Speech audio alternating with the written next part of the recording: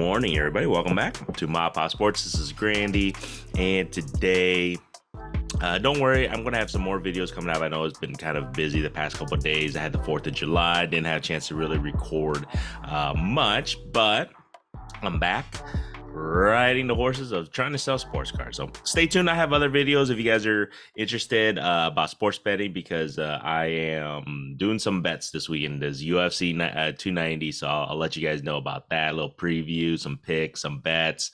So stay tuned. I'll have some other videos of that coming along, and then some updates in regard to some of my Hawkeyes, to my Bears, just a bunch of content video that I have planned and lined up. So stay tuned on that, besides just sports cards. But today, definitely want to talk about sports cards. I have not fired myself, so I'm still hired, I guess you can say. And it's been, I think it's like almost a month into it now, guys. I'm coming up on a month here, and it's been fun. It's been a learning process all in one. You guys are, like I just said, you guys are literally coming along for the ride with me. What I found out, I guess today I want to talk a little bit is about sourcing. And that's been a thing because I'm really ramping up. I'm scaling up. I'm really listing really hardcore all day long as much as I can. And I really want to build my store up. I'm at like 5,500. I think my goal, hopefully by the end of July, I was hoping to be closer to approximately 10,000, or like 7,500, between 7,500 and 10,000. So I'm on my way there. And obviously, the biggest thing is that now I've kind of slowed down on how much I'm listing daily, and the reason being is because I'm being more selective.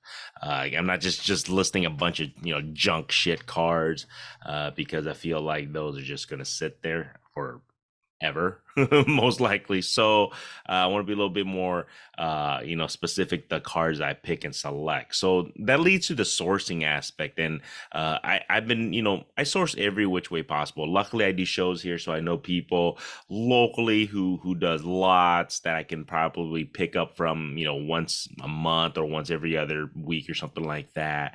But you have to be picky on the lots. You can't just pick a bunch of stuff, because then you're just kind of wasting money, I feel like. So you got to be really specific on the lots that you're looking to pick up. So, and then on top of that, I find it a lot, it's the fun part, but then there's also the frustrating part, because I feel like a lot of people obviously will want the biggest bang for their buck for their lots. They think their lots, they're going to get comps or close to comps, but what they don't understand is that, okay, I understand you want to get the biggest amount of, positive net worth, money possible. However, they have to understand that you're going to be doing, at least I am going to be doing the dirty work of listing it one by one, or selling it on whatnot one by one, or going to shows and selling it one by one. I'm not selling it in bulk. I'm not trying to sell it in bulk, because I'm trying to do that work for them. So that's why people who, if you have a bunch of cars you're looking to sell in lots, you don't have to do the headache. You get the biggest amount of money right then and there. Granted, it's not, per individual card. However, it's like you wash your hands clean of it. So I'm doing the grunt work. That's what I call it. The grunt work of listing, selling it one by one. So it takes more effort, more time. That's why I feel like they should be able to give you a better deal, especially in the bulk lots, because you're just washing their hands clean of it. So I wish people would understand that, and that's where the frustrating part. But I guess to me that's kind of fun too. That's the negotiation part, the fun part. I enjoy that aspect of it, in sales, because it's fun, and it's just it's been tougher because people want the best amount of money they can possible for their lot. So I totally understand that. But now, and then also source through Facebook Marketplace. Now it's really difficult there, because everybody wants obviously the comps.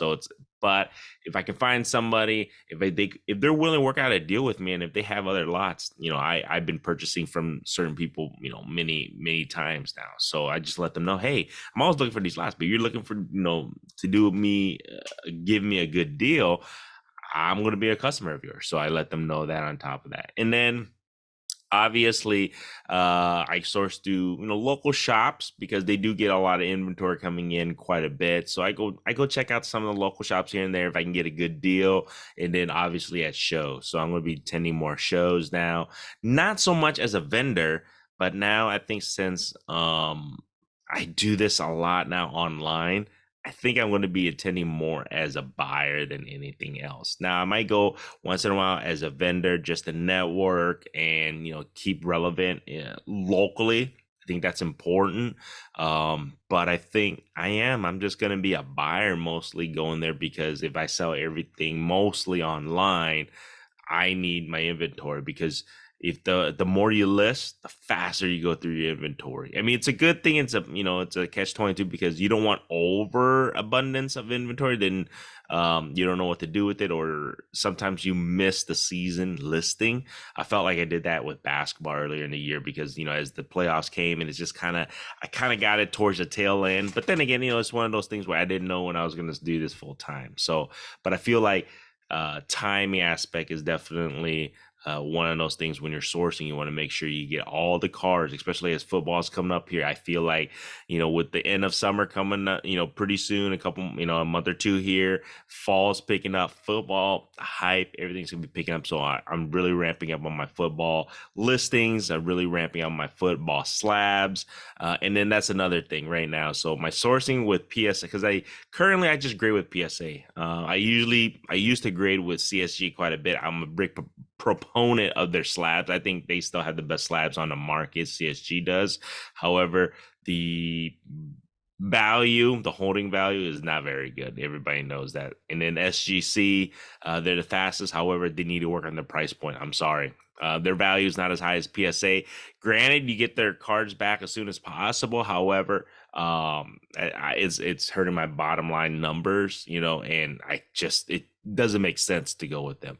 So PSA is currently my go-to right now. However, I feel like whether they've cut down on their manpower, I don't know, or they're just, grading a bunch of more cards, but the numbers doesn't say that. I think they're still grading about the same what they were about a month or two ago, approximately a little bit about 1 million a month. So if they were able to, grind and get out cards within a month, and that was like 2 months ago, 2 or 3 months ago, I felt like they're slowed down, guys. I don't know. I don't know what's going on there. I don't know if they're undermanned or they're just, being more cautious of their grading aspect. But I feel like they're about a month and a half to closer, almost to 2 months out now. So I'm not getting my bulk submissions back as fast as I was because I was cranking them out. I was cranking the listings out. I was cranking my whatnot shows out.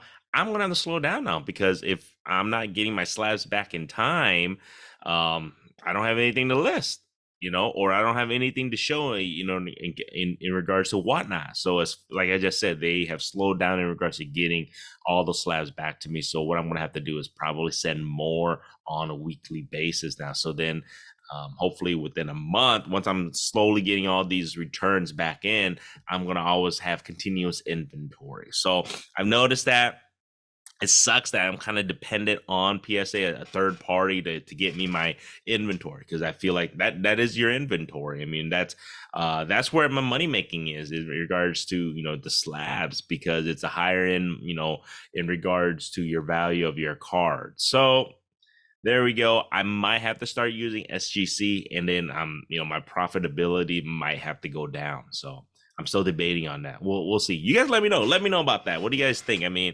SGC, as you guys know, is probably the fastest turnaround speed. However, I wish their price point was lower. I mean, their price points is pretty much at the same as PSA, but the resale value of them is like 60-70% of PSA. So does it make sense? I don't know. You guys tell me.